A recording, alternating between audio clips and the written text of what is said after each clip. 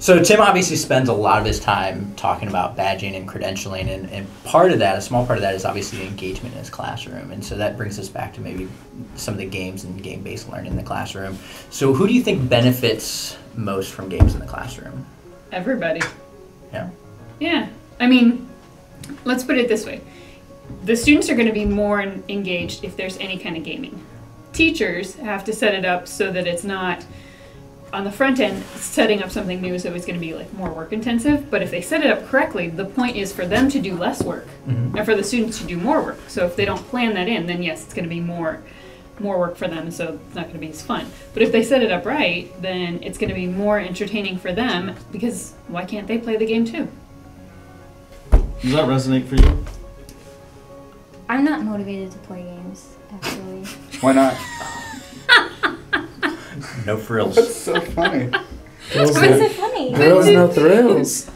So why aren't you motivated to play games? I don't want this to be on camera. All right. How's this? Well, no. I mean, I can explain myself, but Well, please don't put it in there. No, it's all live. This is all being done live. So It's there's live no streamed. It's like Times Square right now. This is the PD right now. The teachers are all watching. They're all logged in. I changed that newsletter. I gave them that link. They're ready to go. So I do think there's sometimes there can be competition. Yeah. It's generally social. Yeah. Generally, if it's individual, you're at least increasing in skill as you go along. Okay, I agree with the competition thing. I can get into that. So if I'm playing a game and somebody else is playing the same game, I want the better score. We see it. So, well, obviously Tim touched on that a little bit and really focused more on badging. But another person we interviewed really spun that badging in his professional development for the districts that he's working in. He's really working on gearing that towards the professional development he's doing. But that didn't start until he went down this path of mixing. He's a gamer and he's a teacher, and somehow those worlds collided, and now he's an expert in the field as far as gaming in the classroom. And it was a guy by the name of Lucas who sat down with us and shared a really cool story. My name is Lucas Gillispie. I'm an educator here in North Carolina. I've been working in North Carolina in education for about 17 years now. I started out as a high school science teacher and then moved to the district level working with instructional technology. So I have some background at a master's level, instructional design, instructional technology, and now work as the Director of Academic and Digital Learning for Surry County Schools in northwestern North Carolina. And my primary role is I work with teachers with professional development, partner with them in the classrooms as they are integrating digital learning into that space, and just kind of help them use technology to make learning fun and engaging. Great. And then you also, EduRealms, is that kind of just also what you do on this side as well? Yeah. So that's a infrequent place that I blog, but basically my place where I put all of my resources when I go around and work with teachers, especially in the areas of games and learning and integrating games in the classroom. So that's sort of my hub for keeping everything in one place and organized. Okay, great.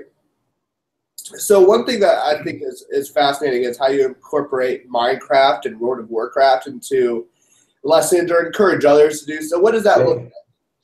Oh, wow. It's amazing because, one of the things that I tell people about games and why they're really good and powerful for learning is that so often, we teach subjects and content in isolation. And a lot of times we lack that relevance and the context for learning. And so the beauty of games and leveraging games in the learning space is that the games themselves give us the context for learning, which is really powerful. So it's automatically like I have an excuse to learn this content because it's part of the game that I'm experiencing, either by myself or with my classmates. Obviously you have a strong, long gaming background. What advice could you maybe give to a teacher out there who's interested in bringing gaming into a lesson or a class or a district that maybe doesn't have that background? What are maybe some first steps or maybe some things they should think about if they want to go down that road because they see the value in it? Yeah, that's a great question. I get asked that question a lot. So I've come up with kind of a list of things that I recommend that educators do. One, if you're really interested in this, but it's a little foreign to you, I say do what James G. did. And you read his book, What Games Have to Teach Us About Learning and Literacy. He tells the tale about being, seeing that there's something about this gaming thing that appeals to his kids, or his son, I think it was at the time. But he wanted to get started, wanted to explore that, and so he goes and picks up a game off the shelf. And when you do that, do what I call it putting your teacher lenses on. Look at, play the game and enjoy it, but at the same time, look at it through the lens of pedagogy and think like, okay, this game has to teach me something, because we're way beyond Pac-Man these days. They're incredible. Games are incredibly complex, and you don't just start out knowing how to do everything. World of Warcraft is a perfect example, and something that when I was studying instructional design, this light bulb came onto me. I was like, oh my gosh, I'm studying all these great theories about the instructional design process, yet these game developers have it down. They've nailed it, because they know that they give you a little bit of information, a little skill, let you go master that skill. Once you've mastered it, they ramp up the challenge, and at the same time, they give you new skills. And so I tell teachers, just get a game and think about it through the lens of learning. Think about it from the content perspective, or about how that game teaches you, and try to think what that translates to in the classroom. And so that's one thing. Get your administration, like once you're kind of ready to move on, talk to your administration and initiate, what the goals are. And then get your IT staff involved. If it's going to be certain, like World of Warcraft, probably going to need the IT staff involved, because there's going to be some filter firewall type stuff you're going to have to navigate. And then your students are your primary resource. You've got all this brilliance in your classroom. These, all this untapped potential sitting in front of you if you're a teacher, and bring them on board and let them take some ownership and guide that process too. And you'll be amazed. Great. And what is Epic Academy that I saw on your website? So that's my new experiment. So Epic Academy is a program that I've started here in Surry County Schools, where we're attempting to gamify professional development and use a model called quest-based learning with teachers. So it's fully online. Teachers come into the system. It's very game-like in its design, and uses and kind of co-ops a lot of terminology and stuff from the game world. But teacher players embark on quests, and these quests are like mini chunked lessons that build in complexity, one after the other. And so, for example, one of my favorite ones, we have a series of quests that are all about Twitter and leveraging Twitter for professional learning and building your professional learning network. And so it starts off basic. It starts off about what is Twitter, an introduction, and then you begin to use Twitter for search and research. And then you buy in more with the next quest. You create your account. You go connect to other educators in the next quest, and then ultimately your sort of culminating quest is to participate as an active participant in a Twitter chat around a particular topic. Once teachers have gone through, they share artifacts and evidences of each of these steps along the way, or reflections. They unlock a badge, a Twitter badge that we as the district certify as that they have done these sort of things, and that we issue them that badge.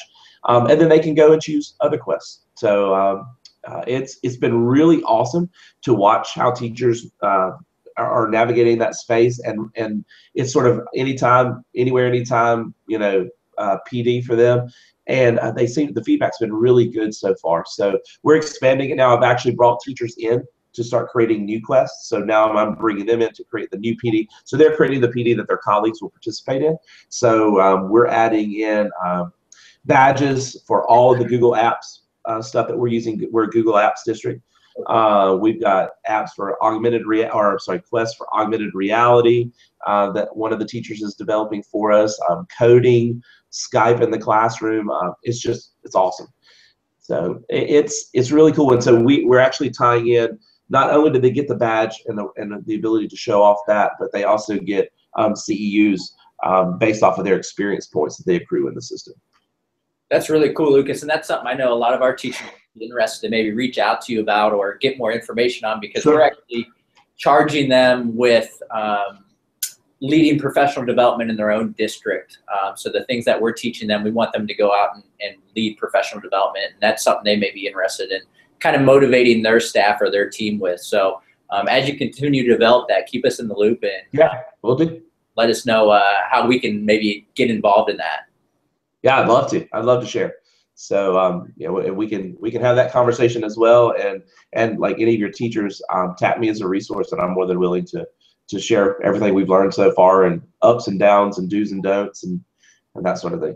That's great. Well, thank you very much, Lucas. Enjoy your snow day out there, and relax as you can. Oh, I'm getting some. This will give me some gaming time. So this is great. All right, we'll see you, buddy. All right, take care, guys.